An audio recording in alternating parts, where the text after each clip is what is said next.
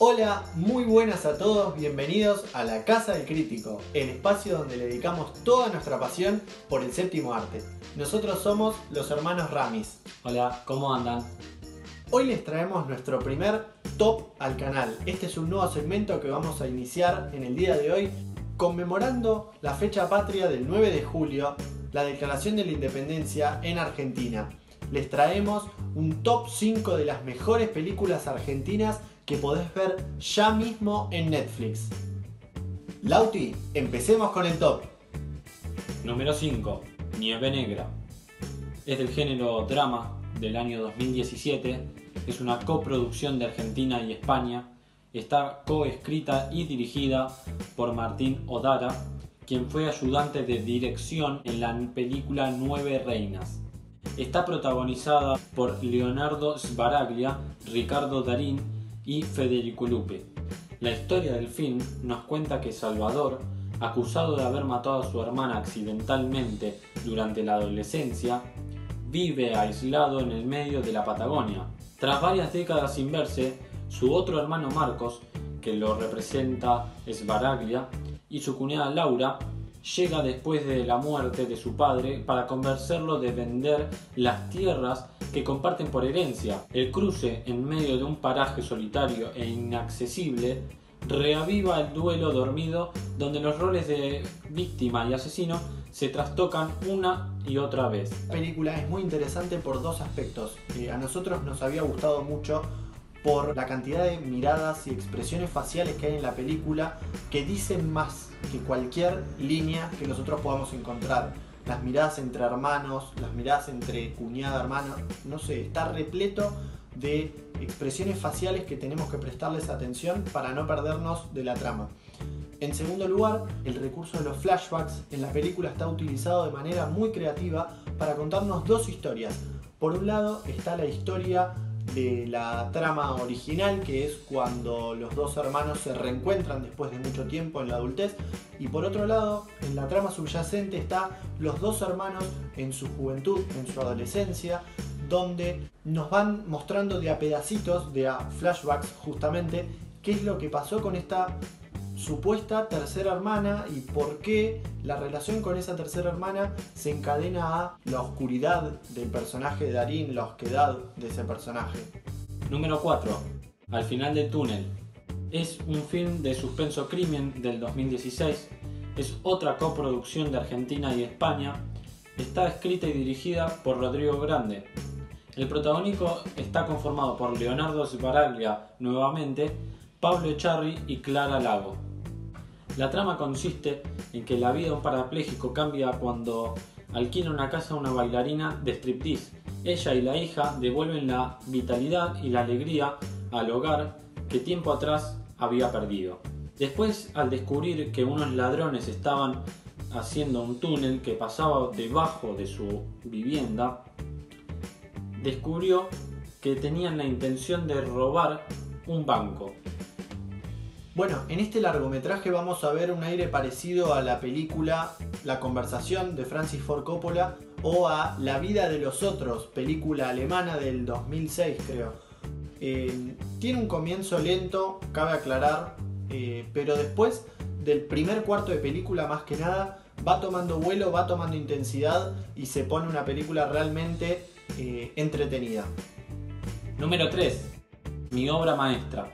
Es una comedia del 2018, escrita por Andrés Duprat, dirigida por Gastón Duprat, que son hermanos, y protagonizada por Guillermo Francella y Luis Brandoni, dos grandes del cine argentino. Este largometraje nos presenta a Arturo, el personaje de Francella, un galerista encantador y canalla, y a Renzo, un pintor huraño con una carrera en decadencia que, a pesar de sus diferencias, son grandes amigos. El galerista logra asociarse con una influyente coleccionista internacional, Dudu, y junto a ella intenta por todos los medios posibles reflotar, levantar la carrera del pintor fracasado. Pero las cosas no van al rumbo esperado. Entonces Arturo lleva adelante un plan ultimátum y muy arriesgado que puede cambiar su vida para siempre. Es una comedia muy brillante, con tintes dramáticos, con momentos realmente intensos, y tiene algunas escenas de humor un poco ácidas, pero está muy bien Francella en el papel de cada uno de sus personajes, están muy bien armados, así que bueno, creo que es una película que van a disfrutar en familia. Número 2. Guacolda. Es una película de suspenso del 2013, escrita y dirigida por Lucía Puenzo. Está basada en la novela homónima de la directora, protagonizada por Diego Peretti y Natalia Oreiro. Este film trata sobre la historia de una familia argentina que en el verano de 1960 conoce en su camino a Bariloche a un forastero alemán que termina albergándose en su hostería y que resulta que no es otro que Joseph Mengele, el científico nazi. Habiendo adoptado una nueva identidad, el criminal de guerra se refugia en la Patagonia. Esta familia vive sin saberlo y comparte tiempo con este criminal, hasta que una joven mujer se enamora de él.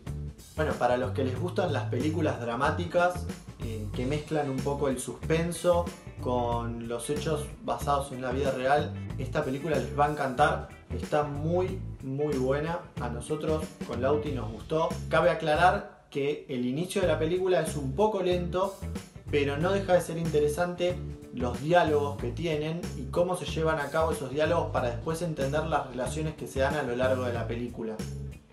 Número 1. La historia oficial. Es una película de drama histórico de 1985, 2 años después de la dictadura cívico-militar. Está dirigida por Luis Puenzo y protagonizada por Norma Leandro, Héctor Alterio, Chuchuna Villafañe y Hugo Arana, 4 leyendas del cine argentino. El guión es de Puenzo y Aida Bortnik. Bueno, les cuento por qué esta película fue tan importante en su momento y por qué se convirtió en un clásico del cine. La historia transcurre en 1983, en el ocaso de la última dictadura cívico-militar de la Argentina, autodenominada Proceso de Reorganización Nacional, que duró del 76 al 83. En este periodo, Alicia Marnet de Ibáñez, la que personifica a Norma Leandro, una profesora de historia, vive en Buenos Aires con su marido Roberto Ibáñez, protagonizado por Héctor Alterio, un empresario que se ha enriquecido recientemente haciendo negocios con la dictadura, y su hija adoptiva Gaby. Todo se desmorona cuando Alicia sospecha que su hija adoptiva es la hija de un prisionero político asesinado.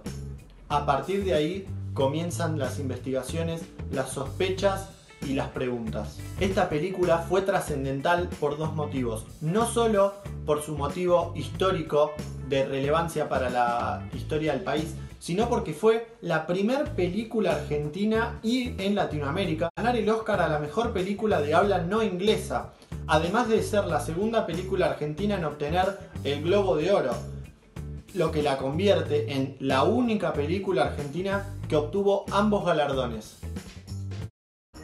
Antes que nada, cabe aclarar que el top que nosotros armamos fue obviamente según nuestra perspectiva subjetiva del tema, digamos, según nuestra valoración que hicimos de la película, cómo nos gustaron, cómo nos impactaron a nosotros, y tomamos algunos de los pedidos y de los comentarios que nos dejaron respondiendo a ustedes mismos que nos pedían algunas de las películas que nombramos.